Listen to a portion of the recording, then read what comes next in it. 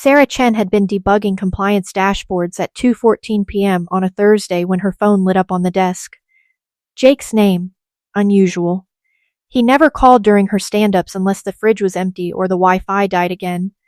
She stepped into the glass phone booth, muted her mic on the Zoom, and answered.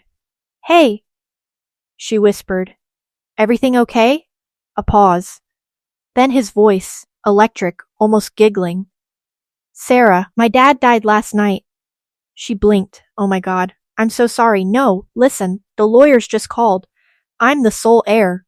1.2 billion. Invested shares. Amazon-level liquidity event. It's real." The booth felt smaller. Outside, engineers in hoodies shuffled past with LaCroix cans. "Jake, are you serious?" "Dead serious. Pack up your desk. We're done with this cubicle life. I'm thinking Atherton or Ross. Something with acreage. You quit today, no notice. Fuck 'em." She laughed once, nervous. "Slow down. Have you actually seen paperwork? A will? Anything?" He scoffed. "Don't lawyer me right now, babe. This is the moment. People like us don't get second chances. People like you, especially, always playing it safe, grinding away at mid-level titles. Time to level up. People like you." The phrase landed like a slap she'd felt before, but never named. That night he didn't come home. Text at 11:47 p.m., staying at the Four Seasons. Need space to think like a billionaire. She stared at the screen until the battery died. By Friday morning an email arrived from a firm she'd never heard of. Harrington. Voss & Klein, Estate Planning. Subject: Notice regarding disposition of Charles Everett Harlan assets.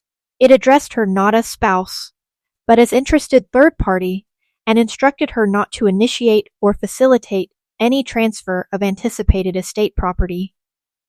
The tone was surgical. Sarah didn't cry. She opened a private browser tab and started reading trust and estate law forums, California probate code sections, and old Reddit threads from R's Legal Advice and R Fatfire. She knew Jake's father, Charles Harlan, had been a cold, calculating man. Former VC partner who'd cashed out early from 3 unicorns, then spent his last decade collecting redwoods and grudges. He'd cut Jake off at 25 after the public lawsuit over a misappropriated seed round. Jake lost. Badly. Charles never spoke to him again. Yet here was Jake, suddenly the golden child. She kept working, promoted a ticket to blocker status, attended her 3 p.m. retro, smiled during the icebreaker. What's one win this week? Her win was not screaming. 2 weeks later, Jake reappeared at their Oakland apartment wearing Loro Piana, cashmere, and a Patek Philippe he definitely hadn't owned on Monday. No hug. He surveyed the place like a realtor about to flip it. "We're selling this shithole," he announced. "I've got an offer on a place in Portola Valley. 8 bedrooms, infinity pool. Guest house for your parents when they visit. Or mine. Whatever." Sarah sipped her tea. "The condo's in my name. Bought it before we married. Remember?" His jaw twitched. "Details. We'll sort it. You're not thinking big enough. I'm thinking clearly." He laughed. Short, sharp. "That's always been your problem." She met Charles Harlan's former estate attorney 3 days later. Not by chance. Sarah had cold emailed every name listed on old filings until one responded, Margaret Voss, the woman who drafted the trust in 2018. They met at a quiet cafe in Sausalito.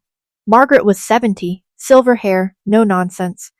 "He put in what we call a no-fault forfeiture clause," Margaret said, sliding a redacted page across the table.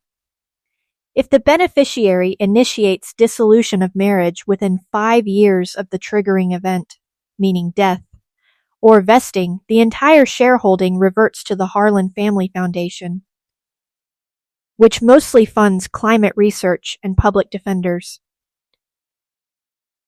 Charles was very specific. Sarah's pulse hammered. Why 5 years? Because he believed sudden wealth turns men into monsters, especially men like Jake. He wanted proof the marriage could survive money, or that it wouldn't be weaponized. Sarah exhaled. "Jake already told me to quit. before any funds cleared. He's pushing divorce quietly. His new lawyer sent a friendly discussion draft last week. Margaret nodded. Then he's walking straight into the cliff. Sarah filed first. Quietly. Irreconcilable differences. No drama, no public filings yet. Just enough to start the clock. Jake served her papers 3 days later. At her office, process server in a Patagonia vest handed her the envelope while she was grabbing oat milk from the fridge. He CC'd half his new network bragging about clean break, amicable, generous settlement incoming. He didn't know she'd already triggered the clause.